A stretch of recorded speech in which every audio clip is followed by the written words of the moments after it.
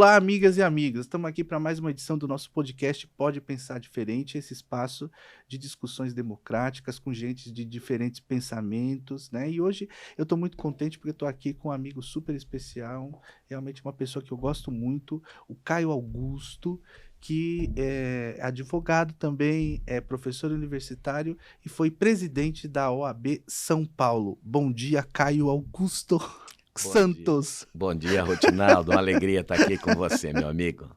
Bom, primeiro de tudo, querido, obrigado aí pela gentileza e pela honra de poder estar aqui nesse podcast. É uma oportunidade muito legal da gente poder conversar e trocar ideias com quem as tem. Isso é muito bom. Não tenha dúvida. Mas, Caio... E o nome ainda é muito bom, o nome do seu podcast. Pode Pensar Diferente, porque é justamente nessa diversidade, nessa possibilidade de pensarmos sobre tudo, sobre todos, é que nós conseguimos construir uma sociedade cada vez melhor. É verdade. Ô, Caio, conta aqui um pouquinho pra gente, para quem ainda não está acompanhando o seu trabalho, na verdade, como é que você ingressa inicialmente aí na política de classe? Como é que você decide estudar direito? Como que o direito acontece na sua vida?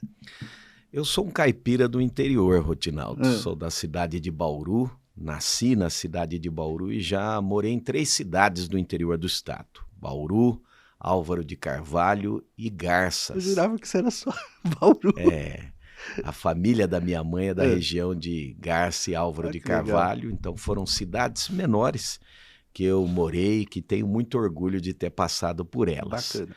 Eu sou de família simples e desde sempre entendi muito bem o recado do que é um trabalho duro.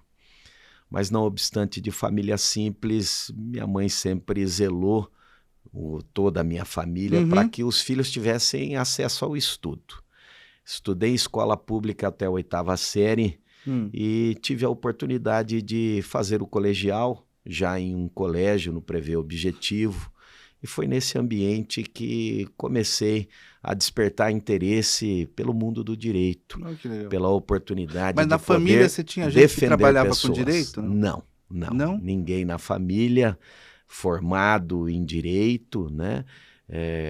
Que pudesse, de uma certa medida, incentivar até o momento em que eu comecei a ter contato no colegial com a possibilidade de defender pessoas, de defender direitos, né? Defender as pessoas que vivem dificuldades e precisam encontrar junto ao poder público, ao judiciário, ao executivo, ao legislativo, o acolhimento das suas pretensões.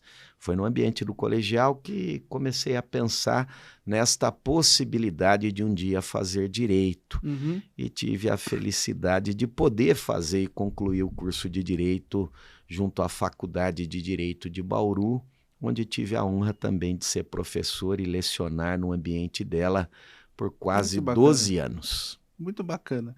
Mas assim, na verdade, em que você se inspirou para decidir fazer direito? Por exemplo, eu conversei recentemente com um colega nosso, o Malavaz, ele disse que um dia sentiu lá no coração dele que tinha que fazer direito, então ele estava refletindo sobre o que seguir e aí foi.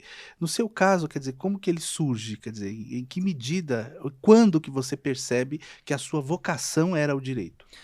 Eu sempre procurei participar da vida não só familiar, mas da vida em sociedade. Sempre fui um garoto inquieto, que gostava de assistir jornais, que gostava de ouvir rádio e que prestava muita atenção na vida pública dos municípios dos quais eu tive a oportunidade de morar e residir.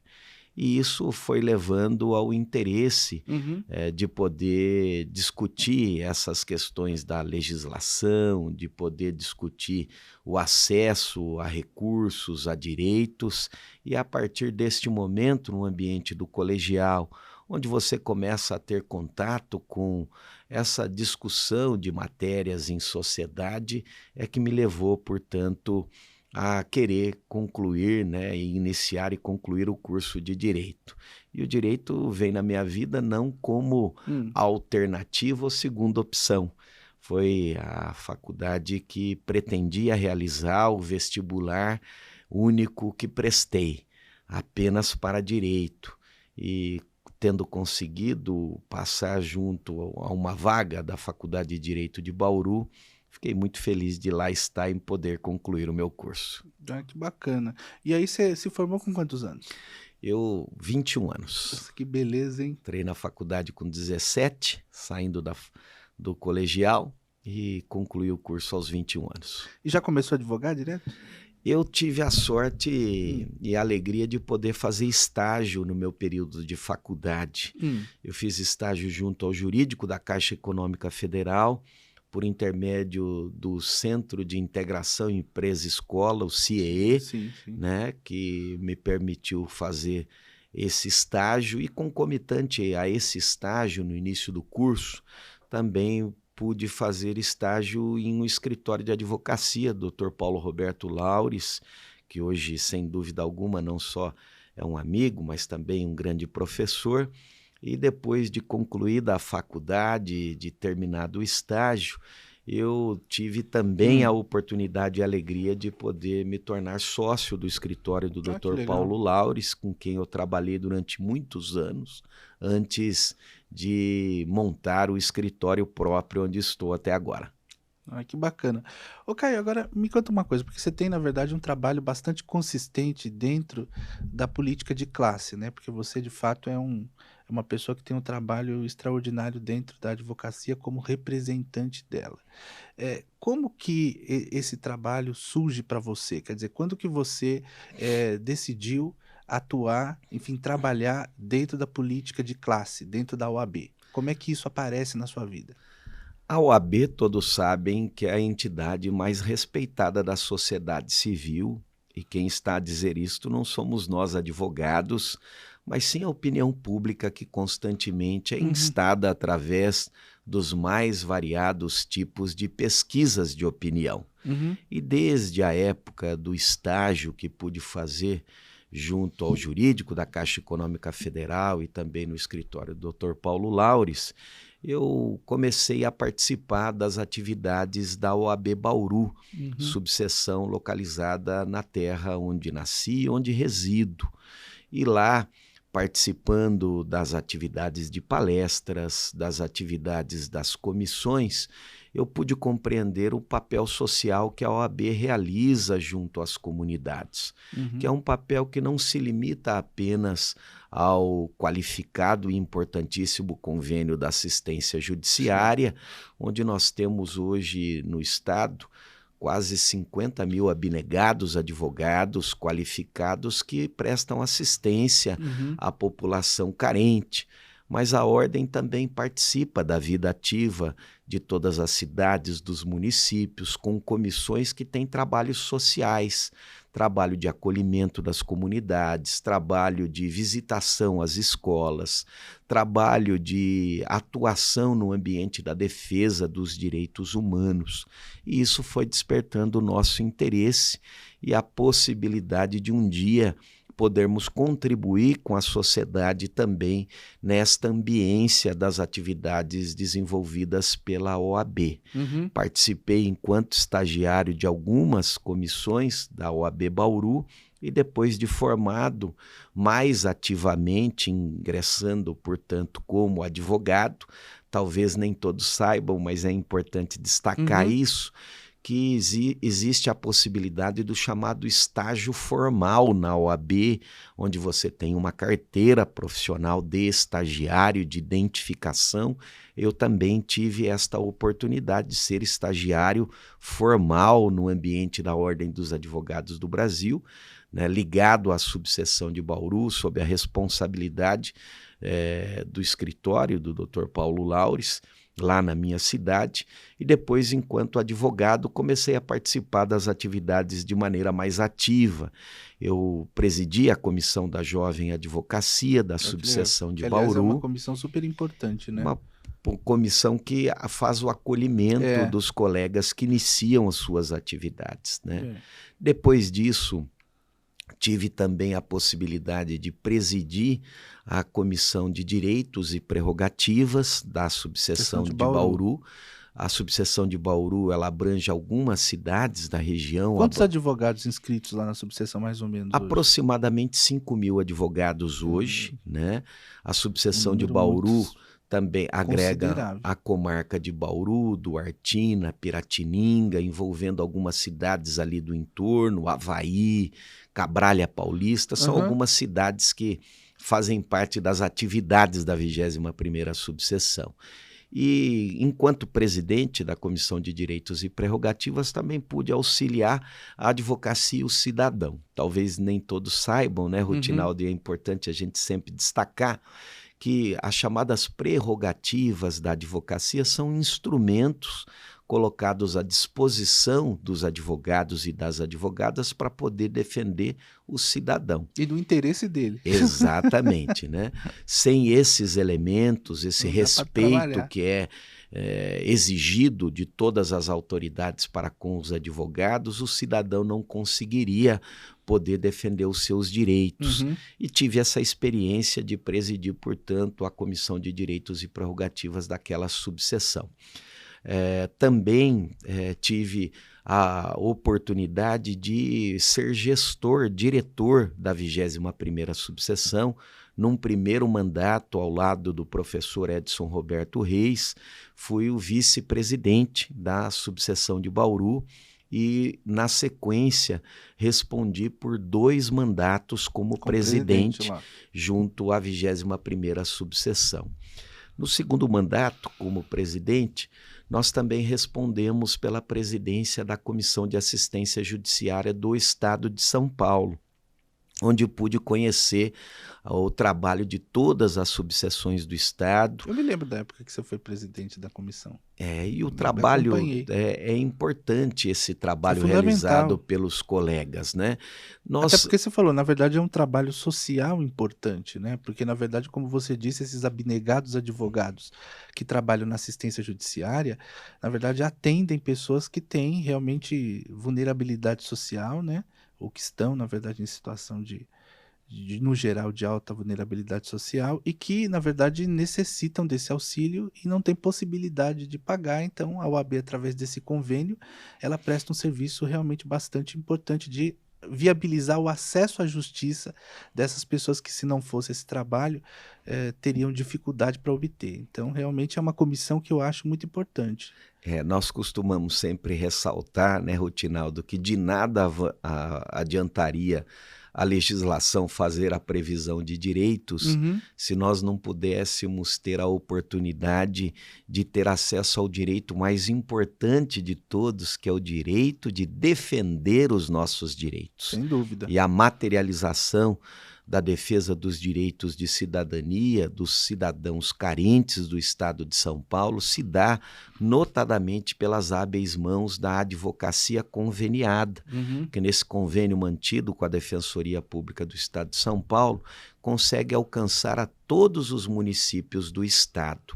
A Defensoria Pública está talvez em pouco mais do que 50 espaços, enquanto nós temos 645 municípios em todo o Estado. E é o convênio da assistência com a OAB que consegue alcançar todas as localidades.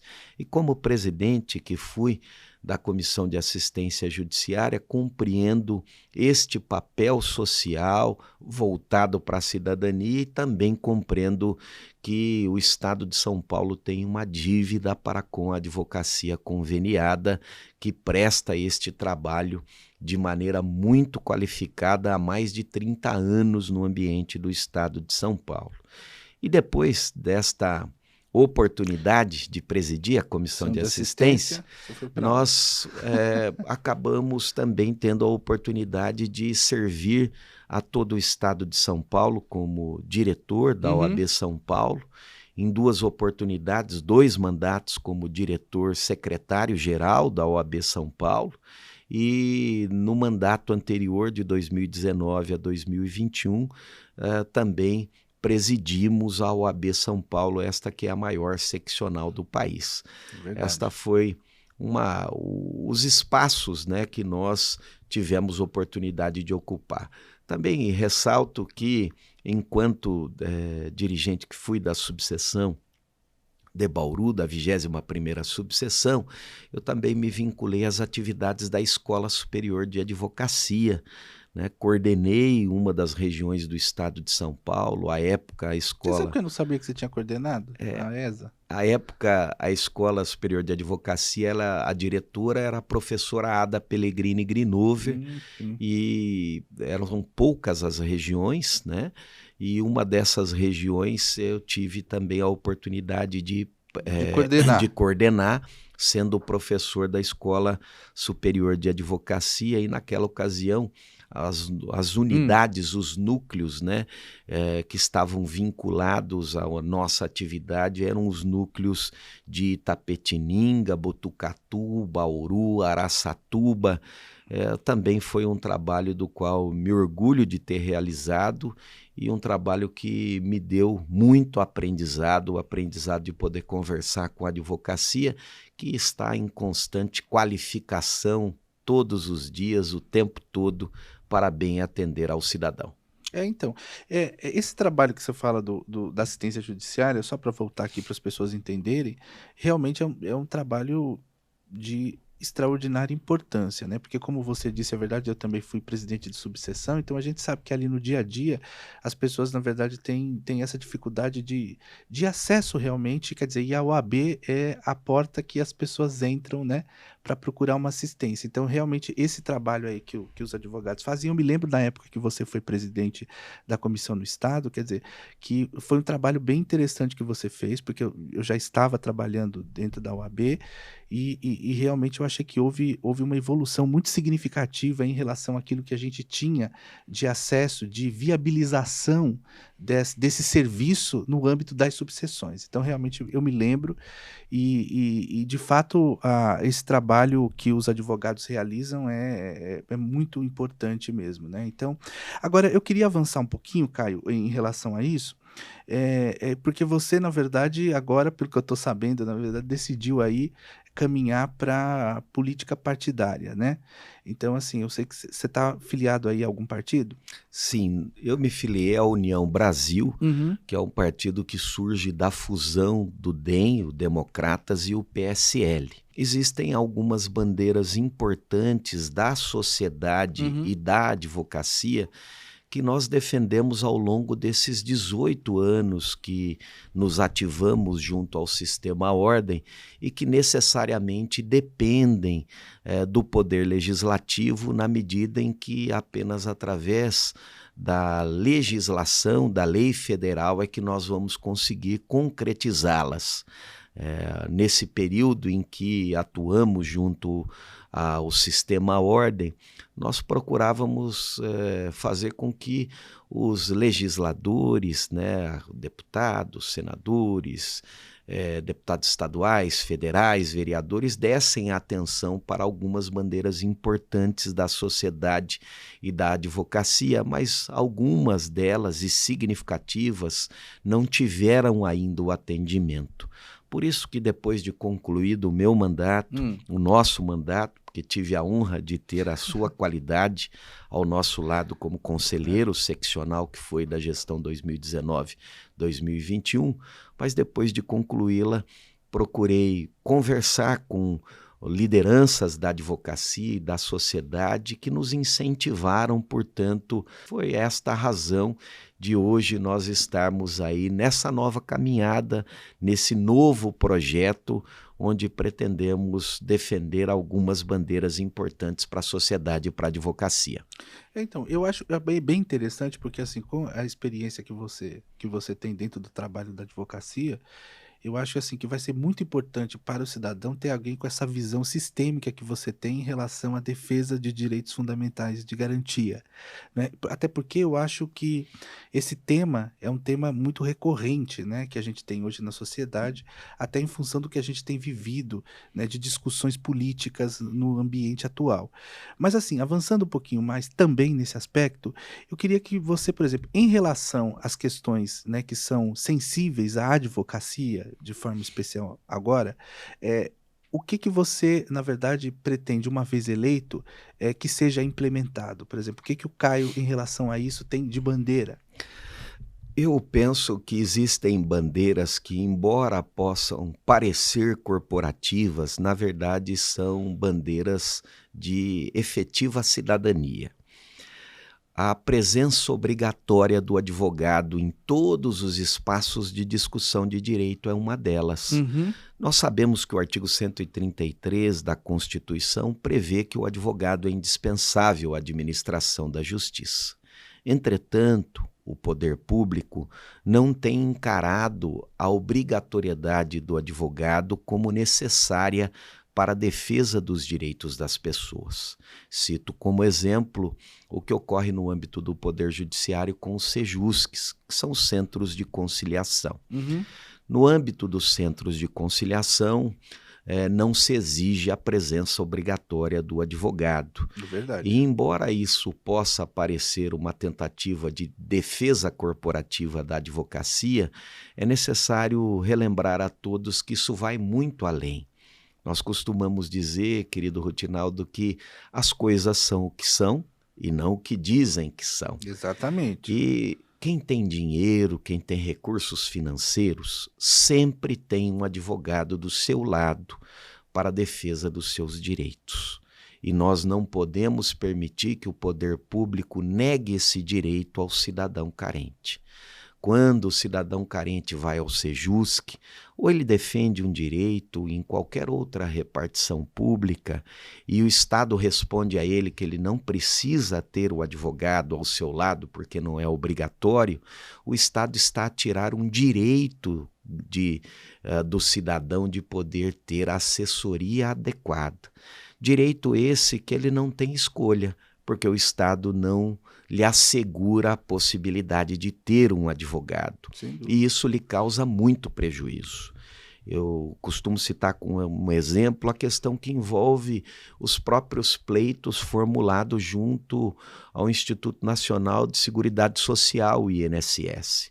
Quando a pessoa interessada na sua aposentadoria, no seu pedido de benefício, ela está desacompanhada de advogado, seguramente ela perde a oportunidade de ganhar uma maior eficiência no seu pedido. Até porque ela não conhece o procedimento, né? Normalmente, as pessoas que procuram o INSS, elas são instadas, aconselhadas a retornar em outra ocasião com documentos que elas esqueceram de levar. Sim, e nem verdade. mesmo há o protocolo do pedido dessas pessoas na ocasião e há a reprogramação para meses adiante. Se ela estivesse acompanhada do advogado, no mínimo, com esta assessoria técnica, o advogado exigiria o protocolo imediato do seu pedido, o que faz um marco temporal para o cômputo receber, né, dos atrasados a partir daquele momento. Esse é um exemplo muito simples, da necessidade e da importância de assegurar-se ao cidadão carente o acesso a um advogado para defender o seu direito. Eu também destaco que isso também ajuda o próprio Poder Judiciário no desafogamento do volume de processos ao qual ele está submetido.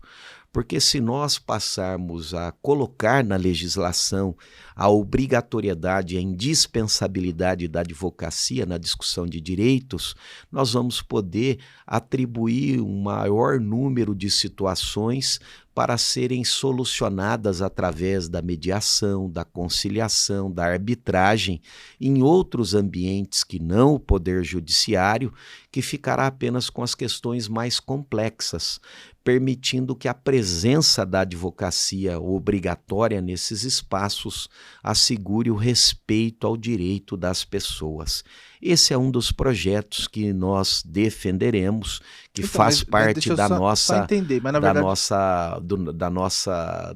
construção. Então, mas a ideia seria, na verdade, fazer um projeto de lei no sentido de tornar obrigatória a presença do advogado em todos esses ambientes. Em resumo, seria isso. Exatamente. Como forma de garantir ao cidadão esse acesso à justiça e, principalmente, a eficiência ou para que ele possa retirar a máxima eficiência da prestação jurisdicional que ele pleiteia, é isso? Exatamente. Se quem tem dinheiro, o rico, pode ter acesso ao advogado, Por que o menos, né, nós, economicamente... nós queremos assegurar para que o pobre e o carente também tenha o direito de ter um profissional da advocacia ao seu lado. Até porque do ponto de vista, né, se a gente for avaliar a Constituição, quer dizer, o acesso à justiça também pressupõe, né, ter a estrutura necessária a viabilizar esse acesso, né? Porque simplesmente chegar ao Poder Judiciário, mas não conhecer, e aí eu me lembro que a gente teve alguns casos lá que nos chegaram no conselho, de repente a pessoa que vai, por exemplo, aos centros e eventualmente faz um acordo, quer dizer, fica com dúvida, o advogado tem a facilidade de, inclusive, explicar isso, detalhar essas questões, para que a pessoa, inclusive, mesmo quando ela vai fazer um acordo, ou quando ela decide resolver, né, através de uma conciliação, ou se utilizar da mediação, que aquilo que vai ser resolvido ali seja efetivamente fruto daquilo que ela deseja, daquilo que ela quer, de forma absolutamente consciente. Eu não estou falando que não seja no Sejusc assim, longe disso. O que eu estou dizendo é que o advogado, ele decodifica, por assim dizer, todo esse sistema, porque o processo em si, o procedimento em si, ele é algo complexo que as pessoas, de uma forma geral, que não são versadas em direito, não entendem. Exatamente isso, né? O papel do advogado é poder traduzir e fazer com que o cidadão compreenda aquilo que ele está fazendo. Papel que a autoridade não faz e não pode fazê-lo nesses ambientes onde se discute distribuição da justiça e onde se discute direitos. O que nós queremos é fazer com que não exista mais uma cidadania de segunda classe. Cidadão é cidadão. Não importa se ele esteja economicamente abastado ou em dificuldade financeira, se ele é carente ou se ele é rico. Ele precisa ter assegurado, no mínimo, o seu direito de ter acesso a um profissional da advocacia para assegurar a qualidade da defesa do seu direito. No campo social, Caio, o que você pensa em relação aos programas sociais de transferência de renda? São fundamentais. Nós vivemos um país muito desigual, um país onde nós temos uma grande concentração de renda nas mãos de poucas pessoas, enquanto a grande maioria fica em uma situação econômica muito difícil. Por isso, os programas de distribuição de renda são fundamentais, como são também os programas de acesso à educação. E neste campo, Rutinaldo, também pensamos em um projeto importante para toda a sociedade. Já existe aquilo que nós conhecemos como a chamada escola integral.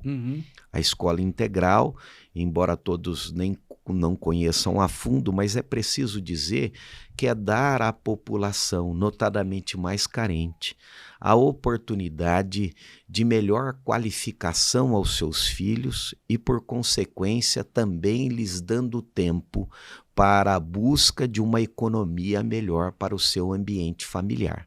A escola integral é a possibilidade de que as crianças e os adolescentes possam ingressar na escola às 7 às 8 horas e dela sair às 17 ou às 18, permitindo com que os seus pais possam trabalhar gerando renda para as suas famílias.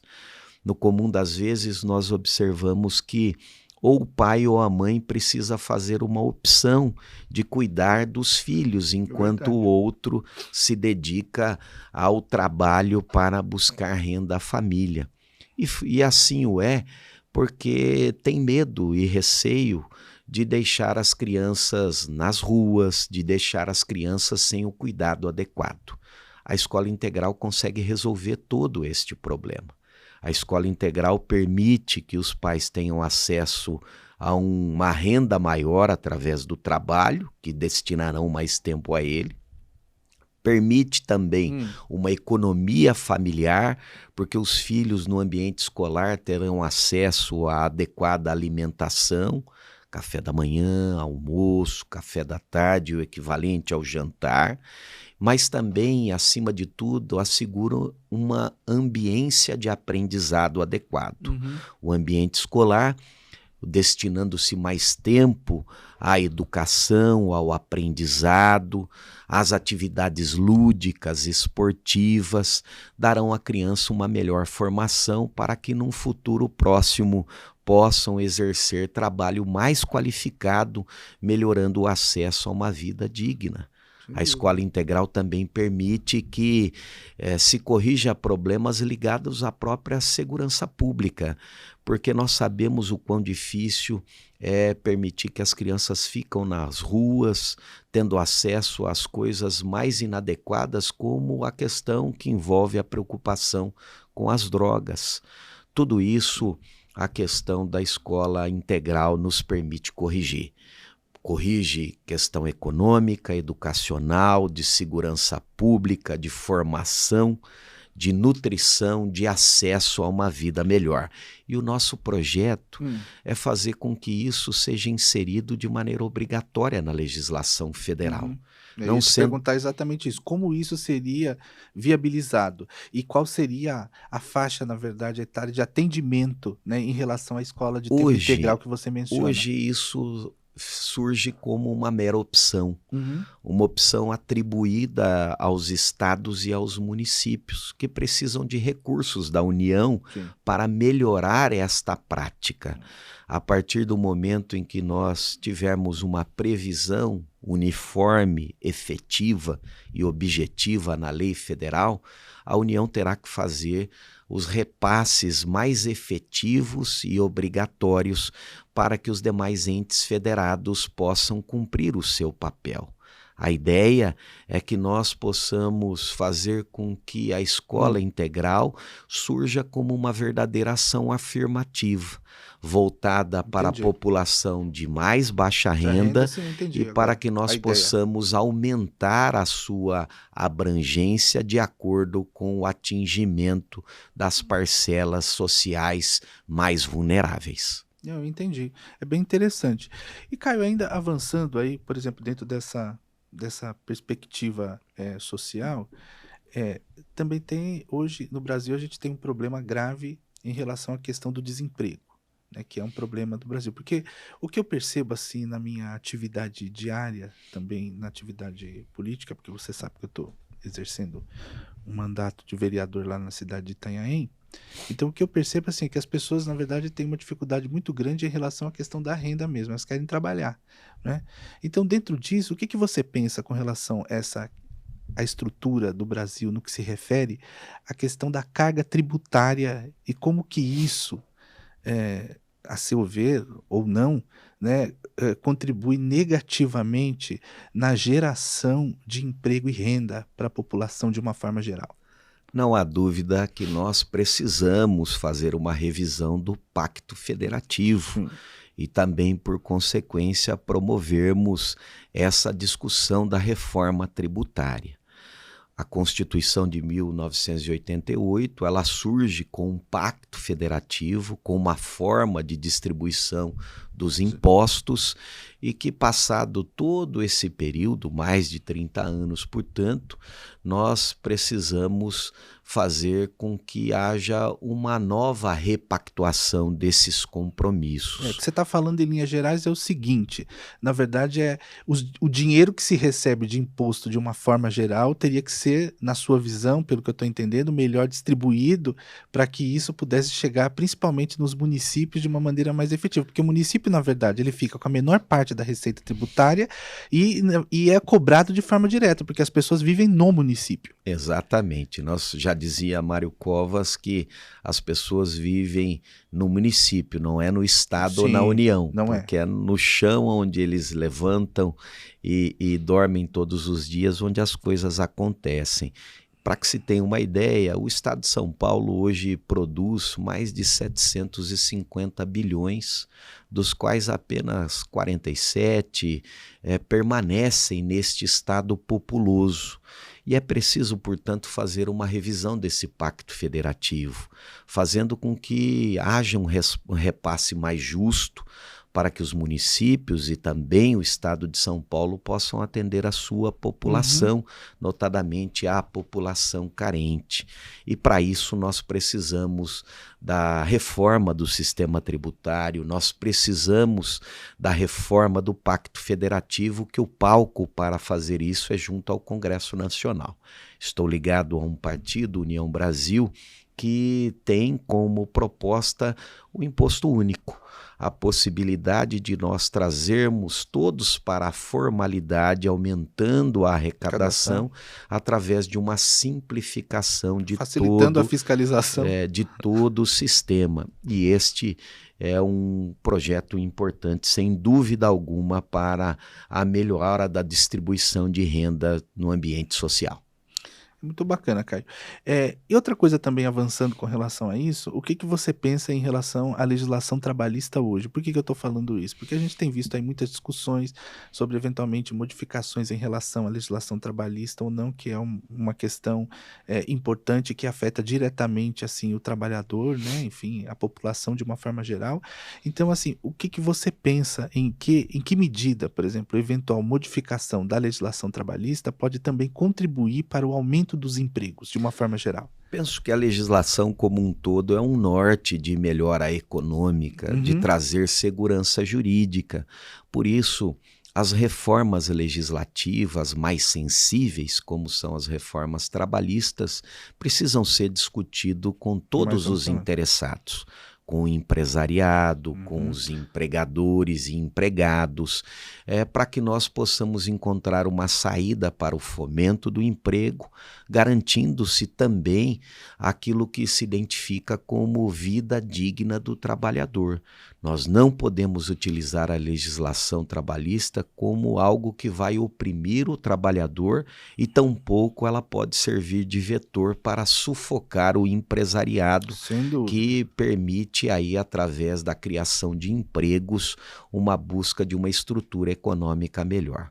O que nós nos propomos a realizar nesse ambiente é fazer esta interlocução de discussão para colocar a legislação trabalhista no mundo contemporâneo, fomentando empregos, trabalhando sim com garantias, mas deixando de lado benesses que possam implicar na diminuição de empregos e, portanto, em prejuízo ao próprio trabalhador. E o que também, outra questão que eu acho importante da gente discutir aqui para dar uma visão geral, o que você tem pensado sobre a ideia aí as ideias que têm aparecido sobre a reforma administrativa, especificamente? São duas reformas que ainda temos que enfrentar, a tributária, que falamos há pouco, e a administrativa também. Pensar no Estado que queremos, né?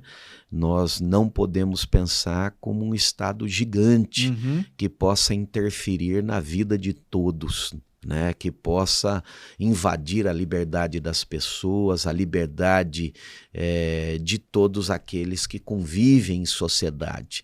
Mas nós não podemos também ter um Estado que não tome conta do mínimo necessário ao asseguramento a uma vida digna. Por isso, nós precisamos discutir essa reforma administrativa. E dentre elas há um ponto importante, Rutinaldo, que tem chamado a atenção não só dos profissionais ligados à família da justiça, dentre os quais os advogados o são, mas de toda a sociedade.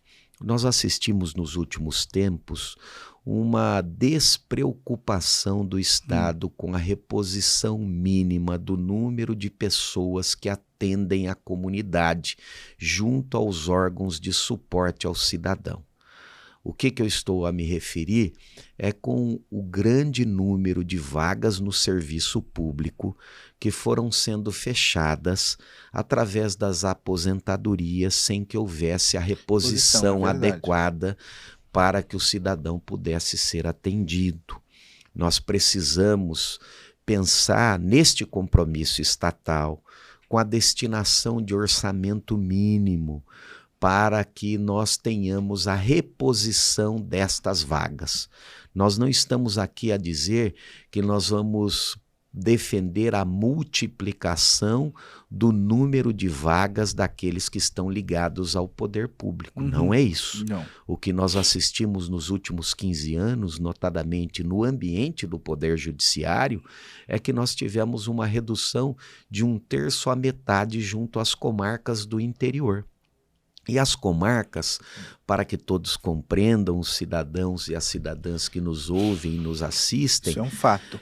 São os locais onde eles podem defender os seus direitos, levar as suas agruras e angústias para que o Poder Judiciário, no ambiente da justiça, possa decidir os seus direitos através do magistrado, do juiz, através da atividade dos promotores, dos advogados, do aparato do poder público, das polícias judiciárias, das forças públicas. E nós temos observado ao longo do tempo uma diminuição do orçamento, e essa diminuição do orçamento ela não tem um impacto necessário sequer à reposição mínima das vagas que foram sendo fechadas pelas aposentadorias. Houve um aumento da demanda de trabalho e, não obstante ter ocorrido esse aumento, nós tivemos uma diminuição de pessoas. É óbvio que nós defendemos a busca da eficiência, do uso da tecnologia para melhorar a eficiência, mas nós não podemos permitir a precarização do Estado. Se nós não darmos a atenção devida à readequação desta realidade de destinação de orçamento mínimo para a reposição de vagas de pessoas que atendem a população, notadamente a população carente, nós vamos poder encontrar a falência do próprio Estado no ambiente das localidades onde vivemos. Comarcas podem ser extintas, fazendo com que aquele que precisa da justiça para defender um direito ou vai deixar de fazê-lo ou vai ter que se deslocar para outra cidade, outro município maior. E nós temos que defender descentralização. O grande estado de São Paulo é composto de 645 municípios e o objetivo, a meta ideal, é que nos 645 municípios nós tenhamos uma estrutura estatal mínima para poder atender a comunidade. E para isso, nós precisamos fazer a reforma administrativa, quer dizer, readequar a lei de responsabilidade fiscal, mantendo o equilíbrio importante que ela trouxe relativamente a gastos, arrecadação e despesas, mas criando também o fomento de destinação, de possibilidade de uso de outras fontes de receita para que haja, no mínimo, a manutenção da estrutura do Poder Judiciário, do Estado, do Executivo e do Legislativo para bem atender a população. Nós vamos defender isto. O Poder Judiciário é o palco onde o cidadão carente encontra o acolhimento do seu direito. Por isso, nós precisamos defender o orçamento mínimo ao judiciário, para que não tenha a possibilidade do executivo diminuir ao seu bel prazer o orçamento.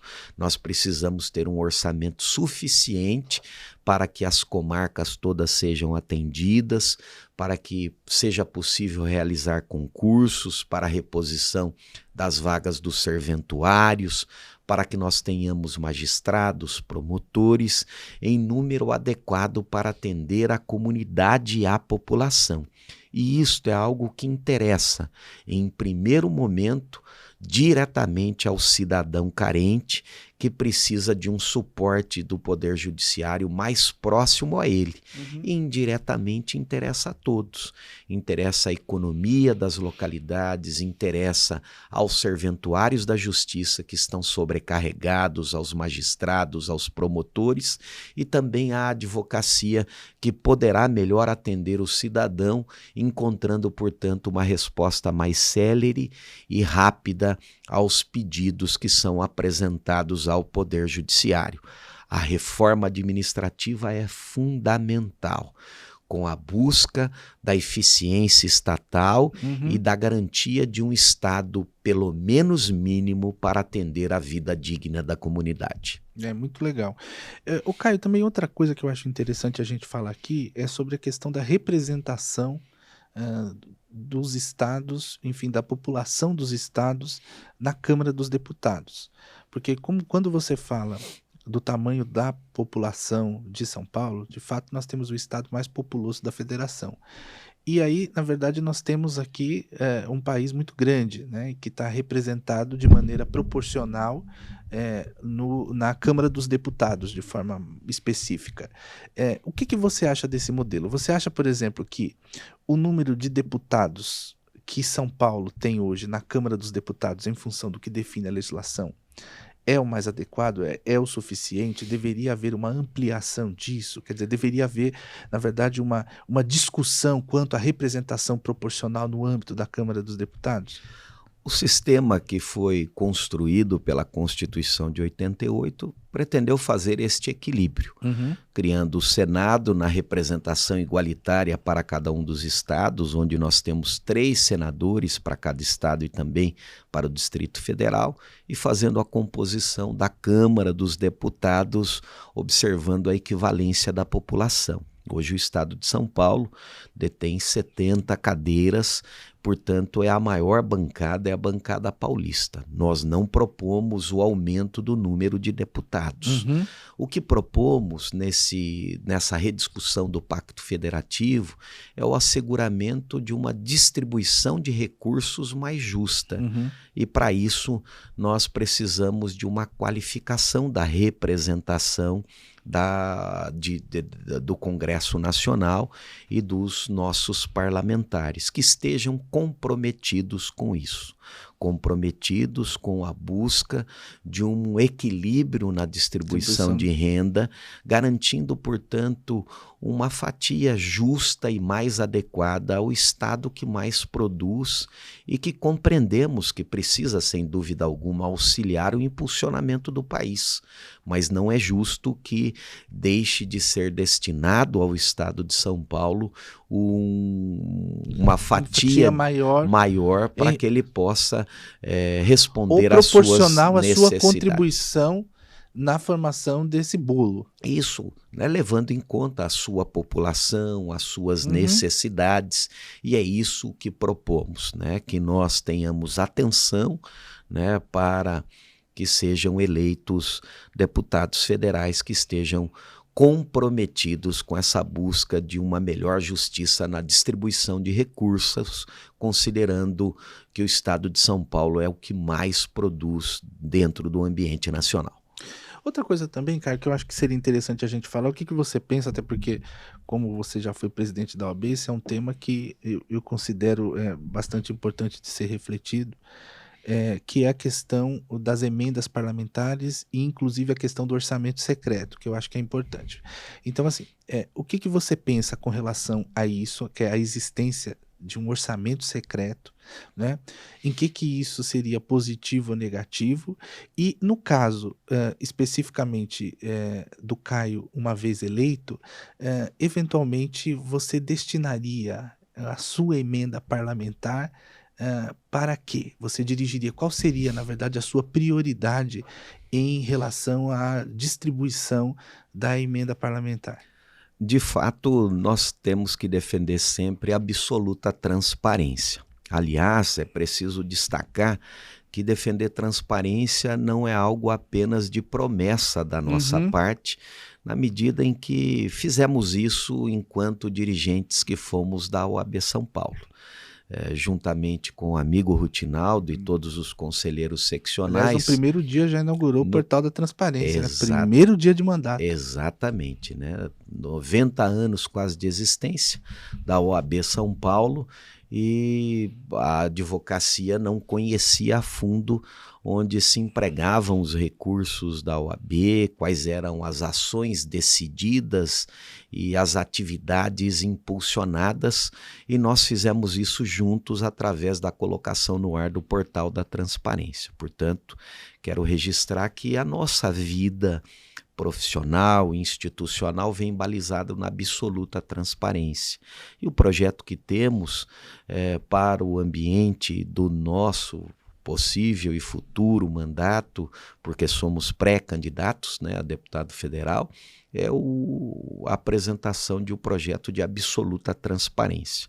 Penso que a coletividade precisa saber onde são aplicadas as emendas parlamentares. E isso é importante não só para a fiscalização pública, mas também para a busca da melhor eficiência, porque através do olhar mais abrangente de todos, nós podemos destinar recursos para localidades e atividades mais sensíveis. Em minha visão, existem muitas questões que merecem a atenção orçamentária. Dentre elas, a principal é a questão educacional. E ao seu lado, evidentemente, vem as demais questões importantes da sociedade. Saúde, segurança, são situações que demandam a nossa atenção. A questão envolvendo a própria justiça é fundamental. A destinação de recursos ao sistema de justiça pressupõe a necessidade de melhor atendimento da justiça dos direitos postulados pela população, notadamente pela população carente. A manutenção das comarcas no ambiente dos municípios menores é fundamental para que esses municípios tenham o mesmo suporte de municípios maiores. Penso que defender transparência absoluta nas emendas parlamentares é fundamental, como também defender a possibilidade de que a emenda possa ser destinada diretamente às atividades pretendidas, para que não haja perda de tempo dentro de um sistema que às vezes acaba consumindo de 1 ano a 1 ano e meio, quando emendas são destinadas e precisam passar antes pelo contexto do ente federado, que é o município. Nós não estamos aqui defendendo uma destinação sem controle, muito pelo contrário. Sim. Qualquer entidade de benemerência, entidade que presta assistência social para receber recursos públicos precisa estar adequadamente regular e em consonância com as regras previstas na lei, com todas as licenças e autorizações, e receberá sim a fiscalização e o controle do poder público, do Tribunal de Contas, do Ministério Público, mas nós defendemos que haja a possibilidade da destinação direta sim de recursos sem esse ricochete de repasse por outros entes federados, para que nós não tenhamos também perda de tempo. E a transparência absoluta nas emendas parlamentares vão nos permitir sempre fiscalizar e acompanhar as atividades desenvolvidas pelos parlamentares. É isso que defendemos. Tá, em resumo, na verdade, o que você quer? Você quer, na verdade, você pensa que a destinação, o dinheiro, deveria chegar de maneira mais rápida ao seu destino. Então, você defende, na verdade, uma simplificação quanto ao procedimento para liberação dessas emendas, sem, contudo, isso significar, eventualmente, redução quanto à fiscalização acerca da destinação do recurso. É isso? Exatamente. O que precisamos fazer é sempre aumentar a fiscalização e simplificar a destinação para que no menor espaço de tempo possível o cidadão possa ter acesso a recursos. Tá, e na saúde especificamente, o que você pensa com relação à questão do sistema SUS hoje, né? Até porque nós tivemos aí o caso da pandemia, e a pandemia, pelo menos assim, a minha impressão, e eu tive, como eu, muitos outros, eu acredito que é o que a gente vê como voz corrente, que o SUS foi muito eficiente nesse trabalho. Felizmente nós tínhamos o SUS. Mas assim, eu tô te falando também por conta da minha realidade, a gente tem muito problema no que se refere, por exemplo, à realização de cirurgias. Nós temos, por exemplo, um acúmulo muito significativo de cirurgias eletivas, muitas vezes a pessoa tem um problema muito grave de saúde, aí você tem aquela dificuldade, não tem um vereador que não tem demanda de saúde, ou alguém que está precisando de uma internação. Isso é um negócio que realmente angustia muita gente. Então, nesse aspecto, o que você pensa do ponto de vista estrutural para talvez a gente melhorar esse estado de coisas? Saúde é sobrevivência e nós precisamos da atenção adequada. quero utilizar uma própria fala que tem sido utilizado pelo governador Rodrigo Garcia. Não é mais possível conviver com a tabela SUS, atribuindo aos municípios que respondam por toda essa estrutura de atendimento à população no que diz respeito às suas necessidades de saúde. Os repasses feitos pela União precisam ser feitos considerando essas maiores necessidades. É preciso fazer uma revisão da tabela SUS. E isso nós pretendemos também, é um dos projetos de atenção aos nossos municípios, a municipalização dessa questão fundamental. A Constituição de 88 atribuiu ao município também a responsabilidade pela saúde, mas para que ele possa cumprir o seu papel, ele precisa ter recursos, e a tabela praticada pela União no chamado Sistema SUS não dá condições para que o Estado e os municípios consigam atender a população carente. Por isso, nós precisamos fazer uma revisão dela, e está correto o governador do estado de São Paulo, Rodrigo Garcia, quando defende a necessidade desta imediata revisão para que a população possa ser melhor atendida. Caio, nós estamos, na verdade, caminhando aí já para o final, que a conversa tá boa, mas assim, a gente está chegando à conclusão aqui dessa conversa de hoje. Eu queria que, na verdade, assim, se você fosse deixar assim, uma mensagem de uma forma geral, né?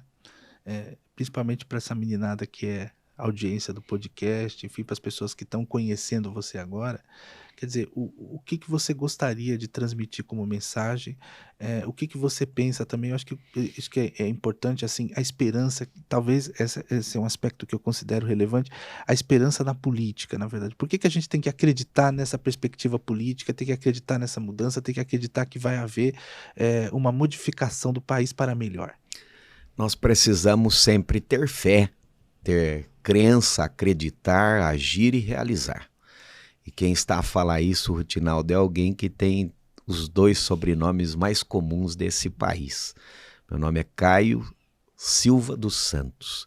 Alguém que vem de família simples, que de vendedor de frango em feira, a auxiliar de marceneiro, conseguiu ter a oportunidade de tornar-se advogado e presidir a OAB São Paulo, esta que é a maior seccional do país. E eu queria dar essa mensagem de fé para todos que nos assistem, nos ouvem nessa ocasião. Tudo está ao nosso alcance.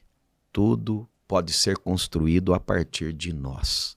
Não desacreditem do seu país, do seu estado, do seu município.